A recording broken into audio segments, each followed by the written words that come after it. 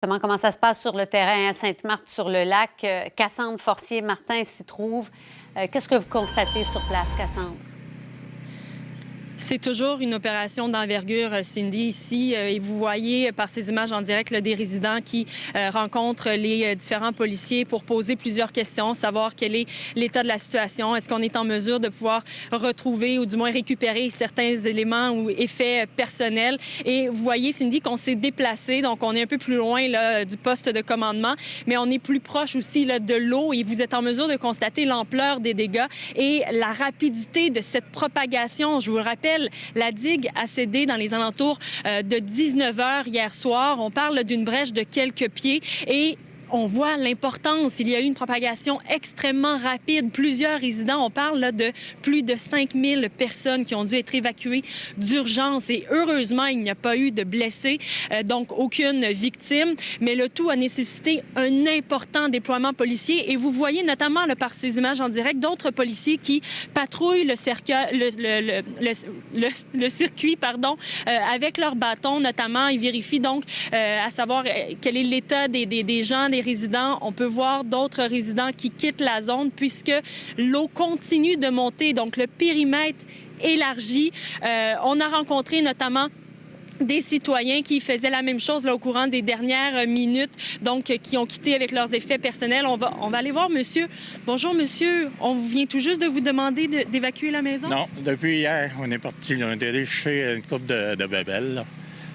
C'était indispensable, un peu de linge, un peu de ci, un peu de ça. Quel est l'état de la résidence pour l'instant?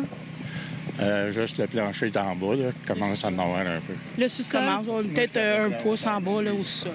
OK. Ça a monté très, très haut. Oh! Là, on n'a jamais vu ça. Ça fait 33 ans qu'on est ici, on n'a jamais vu ça, là. C'est incroyable. On va faire avec. Comment vous vous sentez? Mal, mais on va passer au travail. Merci. Vraiment courage pour la suite. C'est ça, Cindy. C'est vraiment difficile. C'est honnêtement une crue printanière historique ici, ce qui se passe. Hein? Puis on parle de plusieurs milliers de personnes. Bilan qui risque de s'alourdir.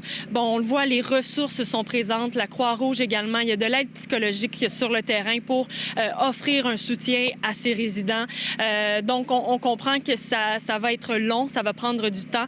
Je propose d'entendre également d'autres résidents que j'ai rencontrés. Chercher des petites affaires, des médicaments, des affaires-là, c'est tout. OK. Il y a 5 pieds d'eau dans la cave, là. C'est complètement inondé. Oh ouais. Les meubles flottent, on ne voit plus rien. Ouais. Okay, ça va tout à recommencer. On n'a pas le choix. Comment ça s'est passé hier soir pour vous? C'est une question de minutes, hein? Ça a été très rapide. Nous autres, on est arrivés d'un souper. Puis quand on est arrivés, ils nous ont sacré dehors. Ils ont dit vous ne restez pas ici, allez-vous-en, l'eau monte. Mais il faisait noir. Il a eu le temps de sortir son auto. Puis moi, j'étais stationné plus loin parce qu'il ne voulait pas qu'on passe. Donc là, j'ai pas eu le choix. Là. J'ai dit, sors ton auto. J'ai dit, ah ouais, on s'en va chez ma soeur. Comment vous vous êtes senti et comment vous vous sentez aujourd'hui? Je sens pas bien, là. Une grosse boule de tristesse quand j'ai vu le sous-sol, là. On était impuissants là-dedans, là. On n'est pas tout seul, hein? Il y en a beaucoup, là. Il y en a des pires que nous autres, hein? C'est du matériel, faut se consoler, tu sais. Solange puis Michel, eux autres, il a dit qu'il y a de l'eau jusqu'ici de chez eux. Ils sont plus bas, eux autres. Ils sont plus bas. Ouais. Ah non, on parle de plus de 5000 personnes là, pour l'instant. Oui. Ah, c'est terrible. C'est du jamais vu, là. Terrible. Terrible. En tout cas, la nature, hein, c'est pas nous autres qui contrôlent ça, hein? Non. J'espère que les gouvernements vont faire quelque chose. Je pense que M. Legault, il a l'air d'être humain. Ça fait que on va souhaiter qu'il fasse sa job comme il faut. Concernant la digue, Cindy, on nous indique qu'il y a des analyses qui sont faites actuellement, travaux également pour tenter de pomper l'eau. Donc, on sait que les prochaines heures vont être importantes, mais ça risque de prendre du temps. Et on nous a dit également qu'il y a des analyses qui se font actuellement du côté de la digue à Pointe-Calumet. Parce qu'on vous rappelle, donc, on parle de digue permanente où il y a eu une brèche. Alors, même digue qui assure une différence, en fait, entre l'eau des deux montagnes et les différents quartiers résidentiels. Donc, il y a des analyses qui sont faites actuellement par des ingénieurs pour vérifier la solidité de cette digue permanente ici. Quel témoignage. Merci beaucoup, Cassandre. Vous nous faites bien sentir ce qui se passe là-bas. Le découragement aussi, on est de tout cœur avec ces gens-là. C'est toute une épreuve. Ils savent à quoi ils vont devoir s'exposer aussi au cours des prochains mois, voire des prochaines années. Et c'est vraiment pas facile. Merci beaucoup, Cassandre.